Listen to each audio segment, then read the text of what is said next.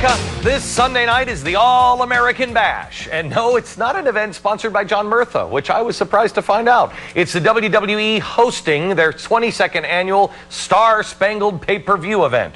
And here's the point tonight.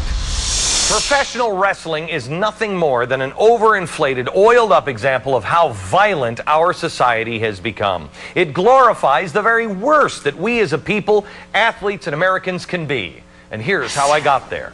First, let's start with defining the terms here. Professional wrestling, not a sports event. It's sports entertainment, a label that the billion-dollar industry has lovingly embraced. These men are little more than muscle-bound B-movie actors in dinner theater in spandex, where the guy with the biggest biceps, loudest mouth, and highest rating gets to wear the championship belt, while you eat your Cheetos in your underpants. Oh, I've been there, brother. There is no competition, there is no athletic excellence, and no sportsmanship. When there's more physical skill in one of the Jackass movies, you really can't call your event the All-American Bash. Or then again, can you? Is this what we become? Then there's a tragedy surrounding the Chris Benoit case, the Canadian crippler. Oh, if he would have only stopped at crippling. Reports now show that he was jacked up on steroids, Xanax, and pain meds when he killed his wife and 7-year-old son with his bare hands, right before hanging himself with a cord from his weight machine. He is the most recent example of a professional wrestler gone bad, but he's not even close to the first one. If you're looking for entertainers with big drug habits and dying early, you probably think of, at least I did, the golden years of Saturday Night Live. They were dropping like flies. But that was child's play. Since 1984, at least 62 wrestlers have died before their 50th birthday. 9 of those were by suicide, murder, or drug overdose. The rest were done in by a variety of things like heart attacks and organ failure, ailments that many experts say were the result of a cocktail of steroids, painkillers, and recreational drugs that many of these guys live on.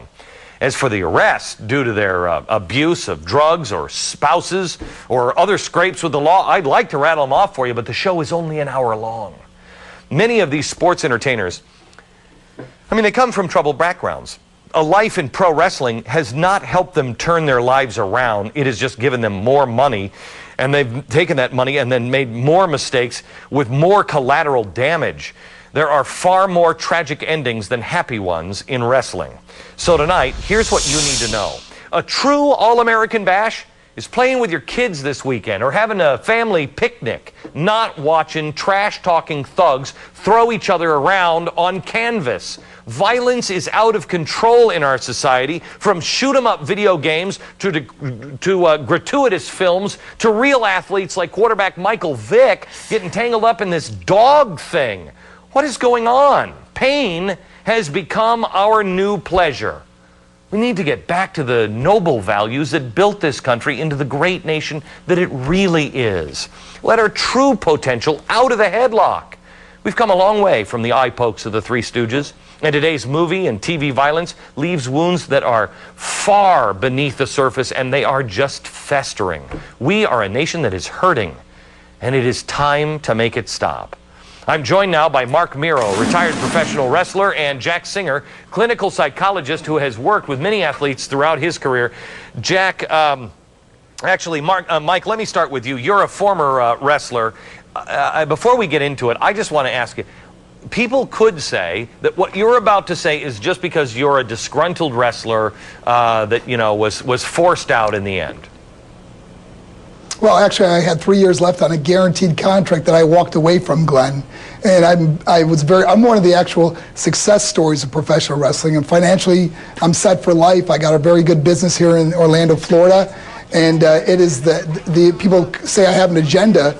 And if my agenda is saving lives, then I'm guilty. Okay, so what was life like, and why did you leave? Well, first of all, we're on the road. Being on the road in professional wrestling is unprecedented in any other sport. We're on the road about 250 days a year. There's no off season. We have our Super Bowl of wrestling is called WrestleMania. The next night we're doing Monday Night Raw. Could you imagine the NFL after the Super Bowl, they started this season with Monday Night Football? It's unprecedented. It's unheard of in any other sport.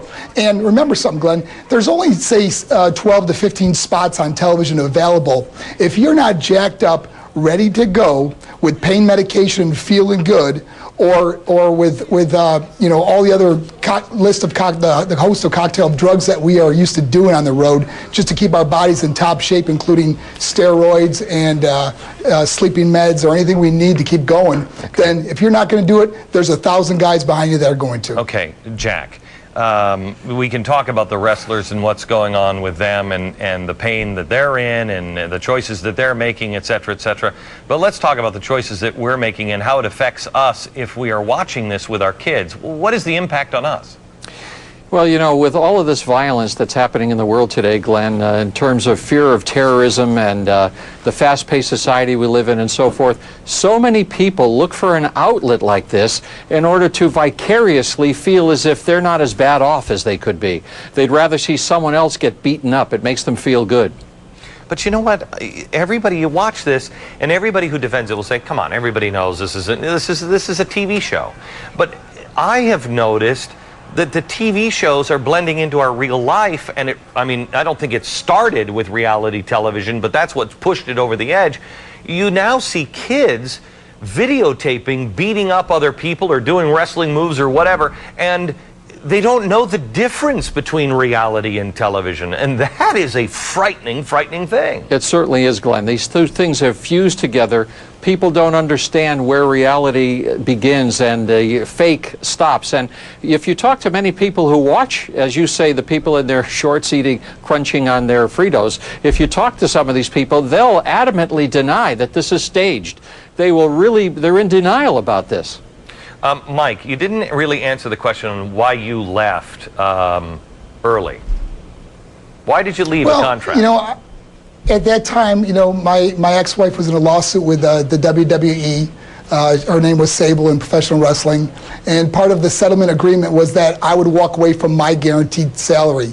And I decided to do that because it just wasn't fun anymore. It wasn't for me.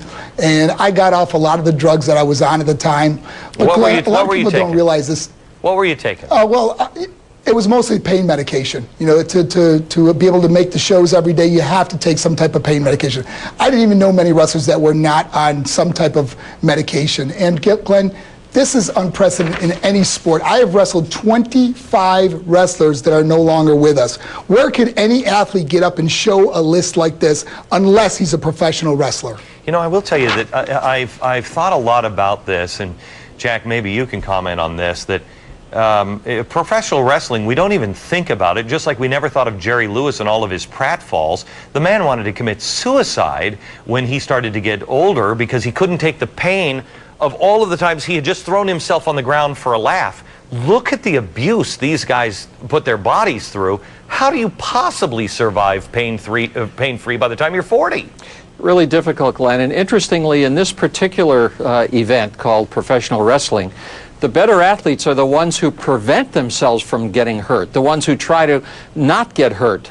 It's really interesting. And when they do get hurt, as you just heard from the other gentleman, who I really appreciate as being really forthright here, these folks load themselves up on all kinds of substances in order to just make it to the next day.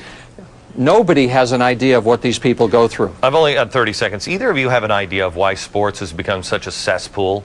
Well, why is it we have the lowest common denominator that we're looking for entertainment from? They all seem to be in trouble, or thugs, or criminals, or some kind of trouble comes out of every sport now. Why? Well, let's keep it in perspective. You're looking at some people who have trouble in sports. The vast majority of people don't, and we don't pay a lot of attention to them. So we have to keep it in perspective, Glenn. The ones that you hear about are the ones that we get disgusted by, and these are people who've had problems before they got into their sport. The screening mechanisms in professional football, for example, are really wanting.